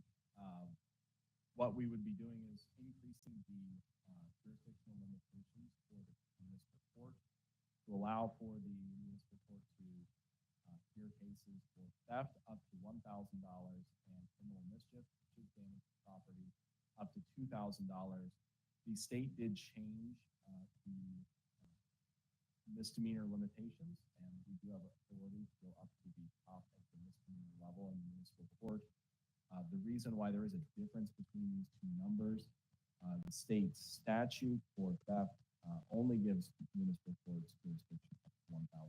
So we are limited in that level at this point.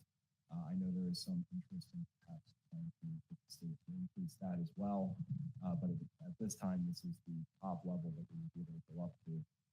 It does give a benefit to our community. Most of the citizens that would be testifying in court regarding theft would have to go to either Adams or Jefferson County. It's usually a much further drive for them, and they would not be able to stay within their local jurisdiction. So it does give our municipal court the ability to hear more of those cases and be more convenient for citizens in order to have their cases heard here. So it's also obviously a benefit to police officers in the city and go and testify to county courts, which are difficult for them to navigate. Any questions? Councilor Izadi? And is our court system properly resourced to take on the increased volume? To be frank, we have not increased our some $500 for decades in Westminster, and with the increase in inflation, cost of everything, the types of things that were being prosecuted in the past, probably 10, 15, 20 years ago, we're really just updating it so that we can keep up with the cost of materials and cost.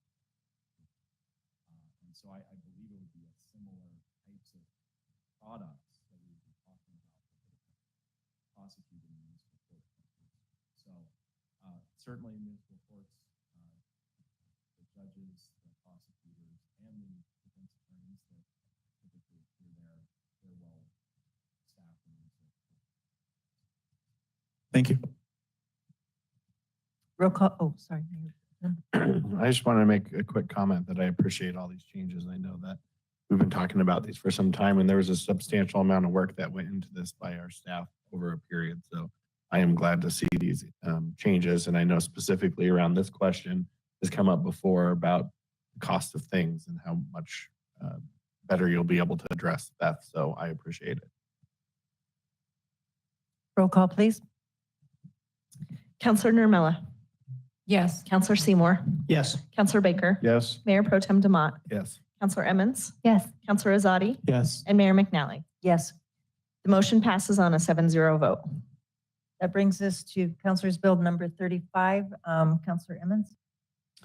I move to pass Councilor's Bill number 35, amending sections 6-11-1, 6-11-2, and 6-11-4 through 6-11-8 of the Westminster Municipal Code addressing disposition of personal property. Counselor Seymour? Second. Been moved and seconded to pass Councilor's Bill number 35. Is there any further discussion? Roll call, please. Counselor Seymour, Yes. Counselor Baker, Yes. Mayor Pro Tem Demott, Yes. Counselor Emmons, Yes. Counselor Azadi, Mayor McNally, Yes. and Counselor Nermella. Yes. The motion passes on a 7-0 vote.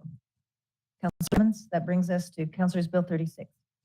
I move to pass Councilor's Bill number 36 as an ordinance authorizing the issuance of parks, open space, and trails special purposes sales and use tax revenue note, Series 2022, in a par amount not to exceed $15 million. Counselor Seymour?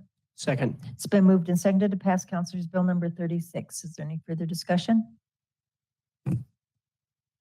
Thank you, Madam Mayor. I wanted to bring up too that this is a result of the voters of the city continuing our Parks Open Space Trails tax, the post tax, and also then as part of that authorizing council to approve this bond so we can continue to, as possible, purchase, maintain, and expand our parks and trail systems that our residents have told us is of great value to the quality of life here in Westminster.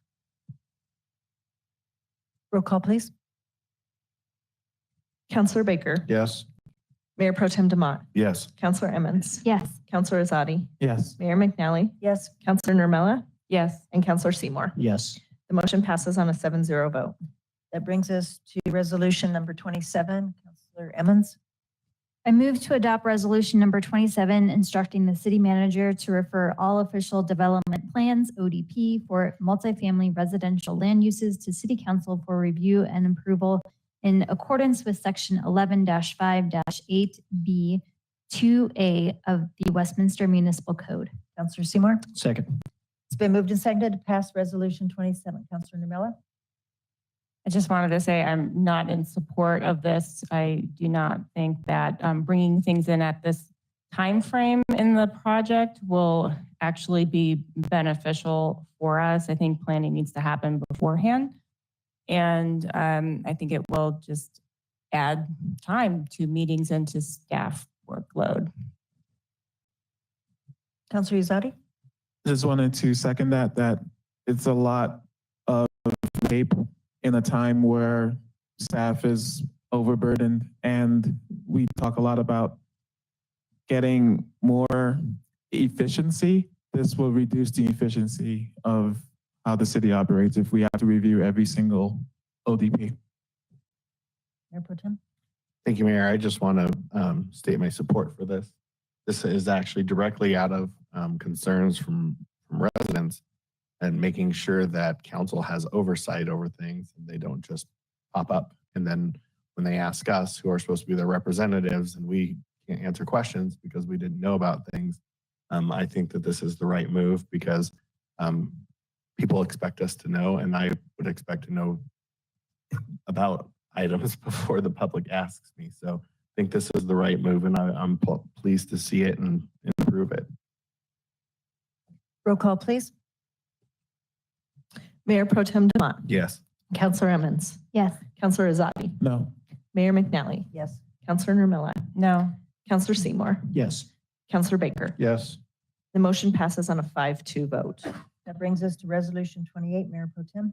Thank you, Mayor. I move to adopt resolution number 28, authorizing the mayor to execute the proposed agreement between the City of Westminster and the Westminster Police Officers Fraternal Order of Police Lodge 25, along with proposed 2023 non-exempt police sworn pay plan effective January 2nd, 2023 through December 31st, 2023. Councilor Seymour? Second. It's been moved and seconded to pass Resolution number 28. Is there any further discussion? Councilor Azadi? Just wanted to thank staff and everyone involved with these negotiations, and I'm looking forward to the alignment of the timing between this and the firefighters one. But this was great. Thank you. Mayor Pro Tem? Thank you, Mayor. I want to take a minute to thank both the people on the Fraternal Order of Police side as well as staff for working hard on this, as well as council. I think this is a great move to show the people who wear uniforms and work in our PD that this city is behind them. We care about them having a voice at the table, and so I'm pleased to see this and approve it. Roll call, please. Councilor Emmons. Yes. Councilor Azadi. Yes. Mayor McNally. Yes. Councilor Nermilla. Yes. Councilor Seymour. Yes. Councilor Baker. Yes. And Mayor Pro Tem Demott. Yes. Motion passes on a 7-0 vote.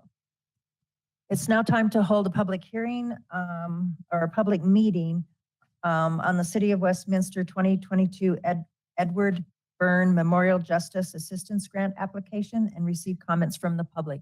If there's anyone that wants to come forward and comment on this, please do so now. It is 8:48, and I will close that public meeting. And I'll move to item I2. Mayor Pro Tem?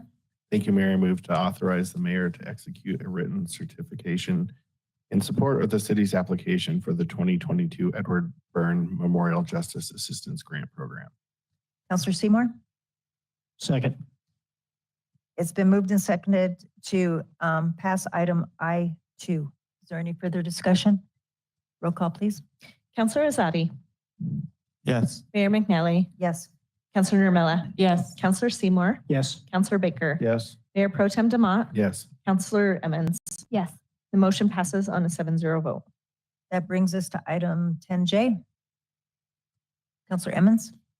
I move to authorize the city manager to execute an agreement for bond counsel services with Butler Snow LLP for a fee not to exceed $50,000 in connection with the anticipated issuance of up to $15 million of voter-approved debt supported by Parks, Open Space, and Trails, post, sales, and use tax revenues.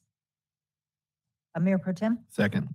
It's been moved and seconded to approve item 10J. Is there any further discussion? Roll call, please. Mayor McNally. Yes. Councilor Nermilla. Yes. Councilor Seymour. Yes. Councilor Baker. Yes. Mayor Pro Tem Demott. Yes. Councilor Emmons. Yes. And Councilor Azadi. Yes. The motion passes on a 7-0 vote. That brings us to item 10K. Councilor Emmons?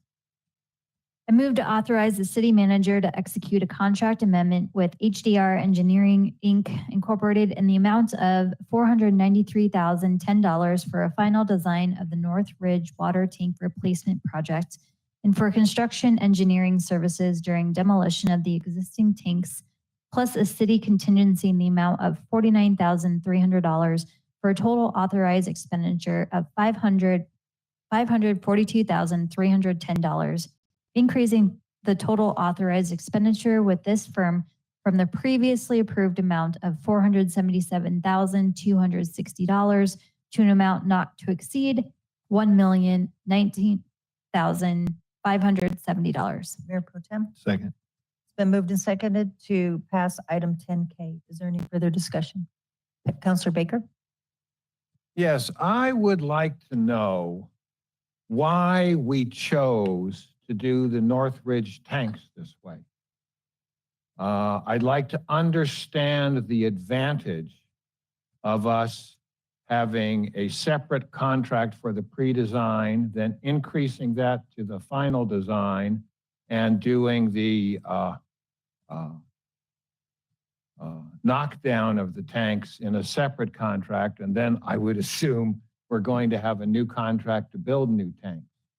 Was there some advantage we gained by doing all these parts separately rather than in a design and build contract where it would have been all taken care of at one fell swoop? Interim City Manager Andrews. Thank you, Mayor, and thank you for the question, Councilor Baker. Appreciate the question. We have Sarah Borgers here, as well as her staff team on this, accompanied by Andy Walsh, a senior engineer in Public Works Utilities. Sarah Borger, our interim Public Works and Utilities Director, will lead the answer, and Andy will provide the details. Welcome. Yeah, so I'm going to hand this over to Andy. Andy is the project manager on this project. He's much more knowledgeable than I am.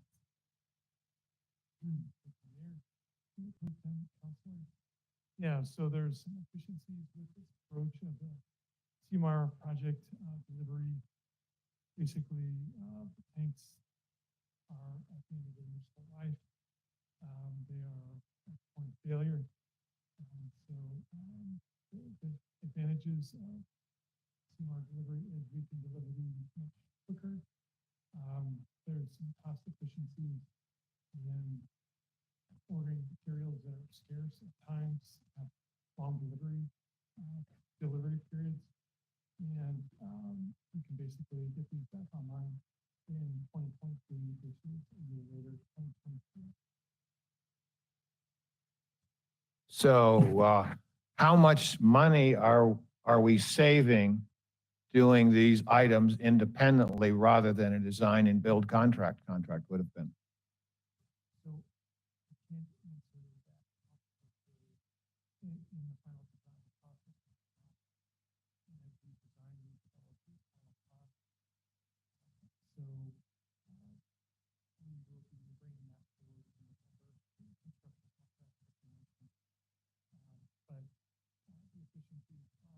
information.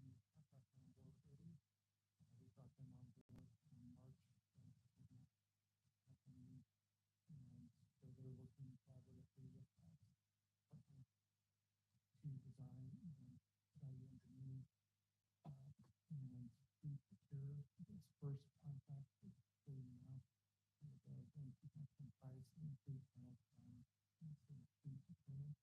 We're finding that some materials take 6 months to procure, and so that can slow the project. Plus, these materials are increasing in cost, and so as time goes on, there's a cost increase as well. In addition to that, there's also risk if we prolong the project.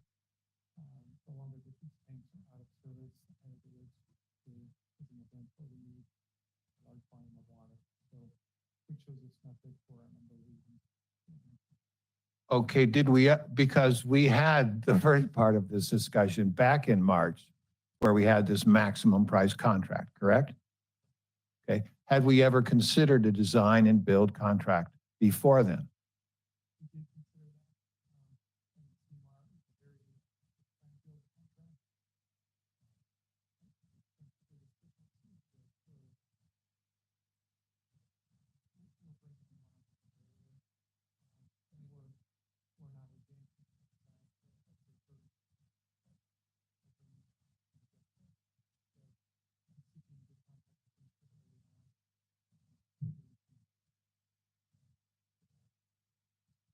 How much did it cost to build the third tank?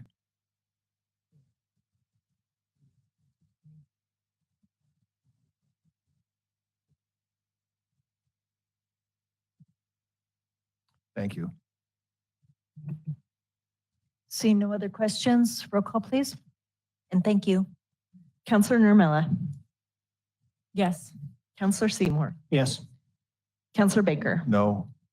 Mayor Pro Tem Demott, Yes. Counselor Emmons, Yes. Counselor Azadi, Yes. and Mayor McNally. Yes, The motion passes on a 6-1 vote.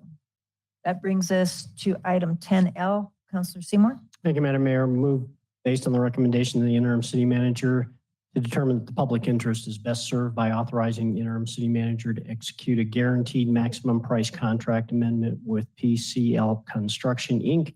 in the amount of $2,773,646 for the demolition and materials procurement phases of construction services on the North Ridge Water Tank Replacement Project, plus a city contingency in the amount of $277,365 for a total authorized expenditure of $3,051,011, increasing the total authorized expenditure with this company from the previously approved amount of $135,000 to a not to exceed $3,186,000.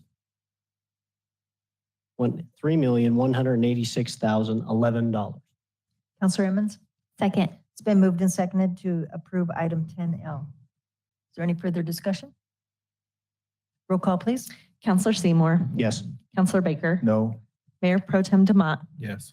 Counselor Emmons, Yes. Counselor Azadi, Yes. Mayor McNally, Yes, and Counselor Nermella. Yes. The motion passes on a 6-1 vote. that brings us to item 10M. Counselor Seymour? Thank you, Madam Mayor. Move based on the recommendation of the interim city manager to determine the public interest would be best served by authorizing the sole source purchase from Weiss Fire and Safety Equipment LLC for the total amount not to exceed $186,500 to purchase a Draft Commander 3000 mobile fire pump testing and training unit. Mayor Pro Tem? Second. That's been moved and seconded to pass item 10M. Is there any further discussion? Roll call, please. Counselor Baker, Yes. Mayor Pro Tem Demott, Yes. Counselor Emmons, Yes. Counselor Azadi, Yes. Mayor McNally, Yes, Counselor Nermella, Yes. and Counselor Seymour. Yes. I'm sorry, did I call Counselor Azadi? Okay, I apologize. The motion passes on a 7-0 vote. that concludes the business part of our meeting. And do we have reason for executive session? Attorney Frankel? Yes, Madam Mayor, we do have an agendized executive session for City Council, should you choose. The executive session, is a discussion of a personnel matter to discuss next steps in the city manager's recruitment pursuant to Westminster Municipal Code, Section 1113C1 and Colorado Revised Statute 246402 4F1. I will go to each counselor and ask if you're willing to go into executive session and hold things said confidential. Counselor Baker? Well, yes, and I will. Yes, and I will. Yes, and I will. Mayor McNally, yes. Yes. Mayor Pro Tem. Counselor Numella? Yes. Counselor Izadi? Yes. We are we're headed to executive session. Everybody have a great week.